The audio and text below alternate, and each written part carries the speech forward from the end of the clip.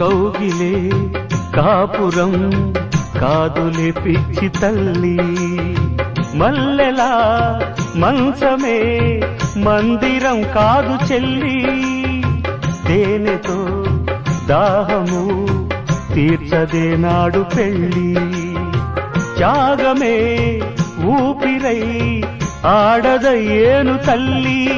కామానికి దాసోహం కారాదే సంసారం కాచుకో భర్తనే కంటి పాపాయిగా నేర్చుకో ప్రేమనే సంటి పాపాయిగా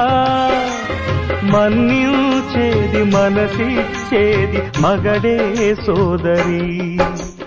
సంసారం ఒక చదరంగం